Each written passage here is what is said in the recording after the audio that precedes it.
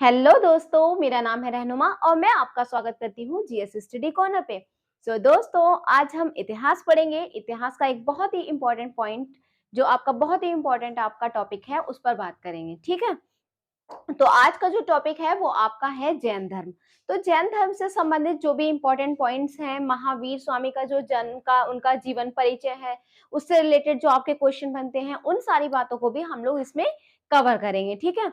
तो चलिए हम जैन धर्म के बारे में बात करते हैं, लेकिन इससे पहले मैं आपको बता दूं कि मैंने उत्तर वैदिक काल, आपका वैदिक काल को पहले मैंने डिस्कस किया है, मैंने अच्छे से पढ़ाया है। तो अगर आपने वो वीडियो नहीं देखी है, आप उस वीडियो को जाकर पहले देख सकते हैं। चलिए आज का जो टॉपिक है हम उस पर बात करते हैं। चलिए, जैन धर्म। तो जैन धर्म से रिलेटेड कुछ चीजें हैं जो हमें जान लेनी चाहिए, जैसे कि जैन धर्म आपका कैसा धर्म था जिसमें ईश्वर की मान्यता नहीं थी, है ना। तो क्योंकि उत्तर वैदिक काल का जब समय समाप्त हुआ, जो उसका समय बीता, तो कई चीजों में बदलाव आया, जैसे सामाजिक, आर्थिक, राजनीतिक, धार्मिक, इन सारी चीजों में परिवर्तन आया, बदलाव आया। तो उसी के दौरान क्या हुआ कि कई धर्म, कई संप्रदाय उभर कर आए, जिसमें दो धर्म आपके सुनने को मिलेंगे, आपका जैन और बौद्ध धर्म के बारे में आगे आप पढ़ेंगे इतिहास में, ठीक है। तो चलिए जैन धर्म के बारे में आज हम बात करते हैं। जैन धर्म से रिलेटेड आपका एक चीज पूछी जाती है, तो संस्थापक आपसे पूछा जाता है जैन धर्म के संस्थापक कौन है। तो संस्थापक की बात आती है तब हम किसका नाम लेते हैं, ऋषभ देव का नाम लेते हैं। जबकि आपसे क्वेश्चन अलग तरह से अगर बने, जैसे जैन धर्म का वास्तविक संस्थापक कौन है, तो आपका आंसर बदल जाता है। संस्थापक आने पे आपका आंसर अलग होगा, जबकि वास्तविक संस्थापक आने पर आपका आंसर बदल जाता है, ठीक है। चलिए, तो जैन धर्म का संस्थापक कौन हो जाएगा, ऋषभ देव। तो ऋषभ देव ये क्या थे, ये पहले तीर्थंकर थे, ये पहले संस्थापक के रूप में जाने जाते हैं। इन्होंने ही जैन धर्म का शुरुआत की। तो संस्थापक के रूप में किसे जाना जाता है, ऋषभ देव को।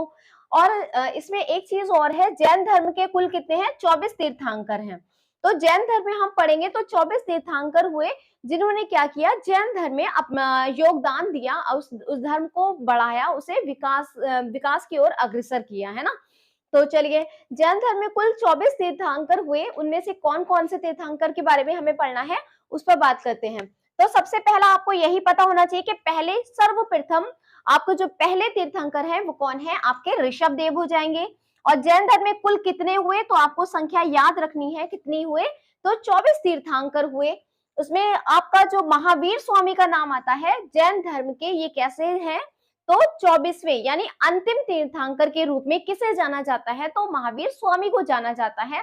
और महावीर स्वामी ही क्या थे, तो इसके वास्तविक संस्थापक के रूप में कहलाए, वास्तविक संस्थापक के रूप में जाना जाता है महावीर स्वामी को, ठीक है। चलिए, तो आपको पहले याद रखना है, और महावीर स्वामी आपके कौन से हैं, तो 24वें और क्या है, अंतिम तीर्थंकर के रूप में इन्हें जाना जाता है। अगला पॉइंट देखते हैं, तो इनको जैन धर्म का वास्तविक संस्थापक के रूप में माना जाता है, ठीक है। चलिए, अब महावीर स्वामी का नाम आता है, तो महावीर स्वामी के जीवन परिचय से रिलेटेड, उनके जीवन से संबंधित कई तथ्य पूछे जाते हैं। आप पेपर में देखेंगे तो कई तरह के आपको क्वेश्चन देखने को मिलते हैं, ठीक है। चलिए, महावीर स्वामी के जन्म की बात करें तो महावीर स्वामी का जन्म कहाँ हुआ, उनका जन्म वैशाली के निकट कुंड ग्राम में हुआ। तो कहां पर हुआ, वैशाली के निकट कुंड ग्राम में इनका जन्म हुआ। 540 ईसा पूर्व में इनका जन्म हुआ, ठीक है। चलिए, अब बात करते हैं पिता का नाम। तो पिता का नाम क्या है, तो पिता का नाम आपको ध्यान रखना है, क्या है, हो जाएगा सिद्धार्थ हो जाएगा। और इनके पिताजी थे वो किस जाति के थे, तो ज्ञात्रक यानी किस कुल के थे, कुल की बात कहें तो सिद्धार्थ जो थे ज्ञात्रक क्षत्रिय थे। इनके पिताजी सिद्धार्थ ज्ञात्रक क्षत्रिय थे, और महावीर स्वामी के ये पिताजी थे। अच्छा, एक चीज और, कि ये सिद्धार्थ जो नाम है आपको बौद्ध धर्म में भी सुनने को मिलेगा और आपको जैन धर्म में भी सुनने को मिलेगा। कंफ्यूजन क्या होता है कि स्टूडेंट्स ये कर देते हैं कि इधर का उधर और इधर का उधर कर देते हैं। क्योंकि सिद्धार्थ नाम आपको यहाँ पिताजी का नाम है, वहीं आपको सिद्धार्थ किसका मिलेगा, तो महात्मा बुद्ध का नाम सिद्धार्थ मिलेगा आपको, बचपन का नाम है ना। तो आपको ध्यान रखना है, यहाँ पे जो सिद्धार्थ है वो सिद्धार्थ कौन है, महावीर स्वामी के पिताजी हैं, ठीक है। चलिए, माता का नाम की बात करें तो माता का नाम क्या हो जाएगा, माता की नाम इनका है त्रिशला। त्रिशला कौन थी, तो त्रिशला लिच्छवी नरेश चेटक की बहन थी, यानी लिच्छवी नरेश लिच्छवी के जो राजा थे वहां के, उसके चेटक की बहन थी। ठीक है, तो लिच्छवी के राजा नरेश चेटक की बहन थी। अगली बात करते हैं, तो पत्नी का नाम क्या था? क्योंकि महावीर स्वामी के भी कहा जाता है कि इनका भी विवाह हुआ था, जिस तरह से महात्मा बुद्ध का भी विवाह कराया गया था, महात्मा बुद्ध का भी विवाह हुआ था। ठीक है, तो पत्नी का नाम इनका क्या है? पत्नी का नाम इनकी यशोदा था, जबकि इनकी पुत्री का नाम क्या है? अनुजा प्रियदर्शनी। अगर इनकी पत्नी का नाम है तो यशोदा, जबकि उनकी पत्नी का नाम है तो यशोधरा होगा, है ना? तो ये कंफ्यूजन बना रहता है, आप इन चीजों पे ध्यान देंगे। तो इनकी पत्नी का नाम यशोदा है और इनकी पुत्री का नाम क्या है? अनुजा प्रियदर्शनी है। जबकि अगर आप महात्मा बुद्ध के बेटा की जो विवाह के बाद जो पुत्र हुआ था उसका नाम राहुल था, जबकि इनकी जो संतान प्राप्त हुई थी वो कौन थी? तो पुत्री थी। ठीक है, चलिए अब बात करते हैं महावीर के बचपन का नाम क्या था। तो महावीर के बचपन का नाम क्या था? तो आपको ध्यान रखना है, इसके इनके बचपन का नाम वर्धमान था। ठीक है, गृह त्याग कब किया था? जो घर छोड़कर ये सन्यास के लिए जा रहे थे उसके बारे में बात हो रही है। तो ये गृह त्याग, जब इन्होंने घर को छोड़ा तो कौन सी वर्ष में छोड़ा? तो 30 साल की उम्र में इन्होंने क्या कर दिया था? घर को छोड़ दिया था, गृह को त्याग दिया था सन्यास लेने के लिए। ठीक है, चलिए, तो बड़े भाई इनके कौन थे? अब बड़े भाई से भी क्वेश्चन बनता है, इसलिए इनको भी हम देखेंगे। तो बड़े भाई का नाम क्या था? नंदीवर्धन। पहली बात यही क्वेश्चन बन जाता है कि नंदीवर्धन कौन थे? तो महावीर स्वामी के कौन थे? ये बड़े भाई थे। अच्छा, जब बड़े भाई थे तो नंदीवर्धन, अब इनका क्या हुआ? इन्हीं से अनुमति लेकर ये क्या करते हैं? सन्यास के लिए निकलते हैं। तो अनुमति, क्योंकि इनके माता पिता की क्या हो चुकी थी? मृत्यु हो चुकी थी। उनके मृत्यु होने के पश्चात इन्होंने अपने बड़े भाई से यानी नंदीवर्धन से क्या किया था?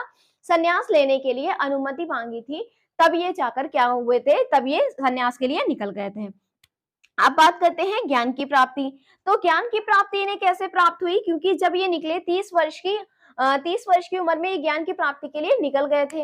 अब इन्होंने क्या किया? बहुत ज्यादा इन्होंने कठोर तपस्या की। ये जगह जगह घूमे, जगह जगह गए, इन्होंने बहुत ज्यादा उपासना करी।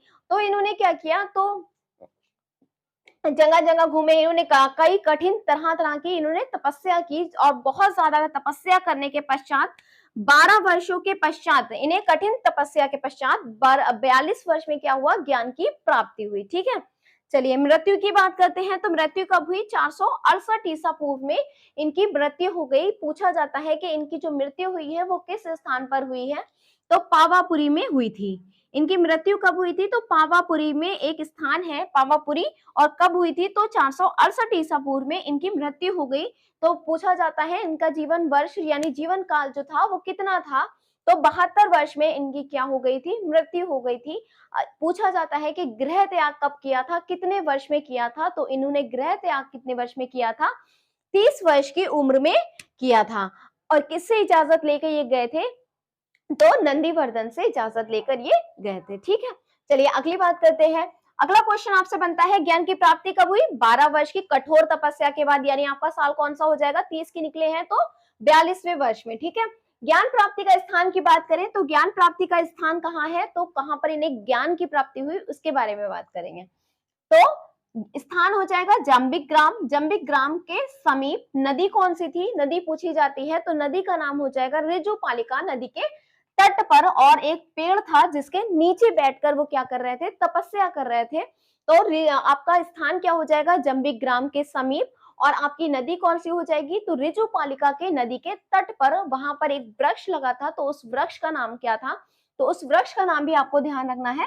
साल वृक्ष के नीचे बैठकर इन्होंने तपस्या की थी, वहीं पर इन्हें क्या हुआ था? ज्ञान की प्राप्ति हुई थी। ठीक है, तो जब इन्हें सर्वोच्च ज्ञान यानी जब इन्हें पूरी तरह से ज्ञान की प्राप्ति हो गई तो इन्हें कई नामों से, कई तरह तरह के नामों से इन्हें जाना गया। तो उनके जो नाम जाने जाते हैं उनके बारे में बात करते हैं।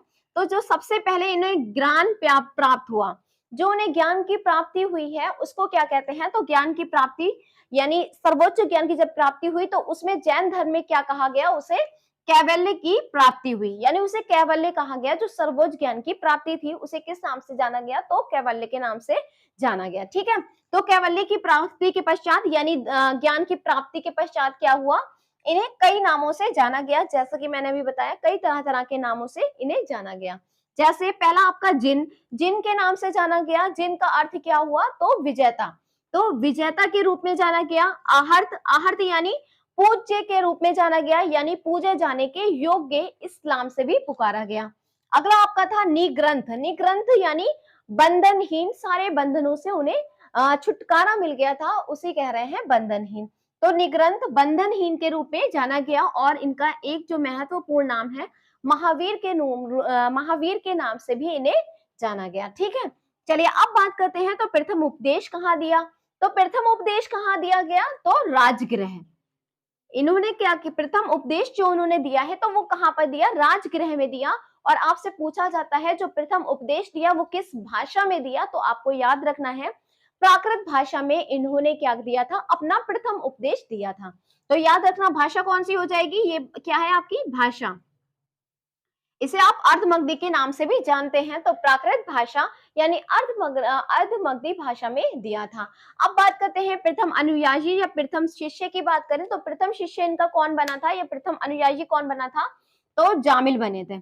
जामिल, या कहीं कहीं पे आपको लिखा हुआ क्या मिलेगा? जमाली। ठीक है, तो आप दोनों नाम याद रखेंगे, जामिल या जमाली, दोनों ही नाम आपको लिखे मिलते हैं। आप जैसा हो आपके ऑप्शन में आप उसको टिक कर सकते हैं। ठीक है, तो जामिल मिला था, तो इनका जो कौन था? दामाद था, जो इनका सर्वप्रथम कौन बना था?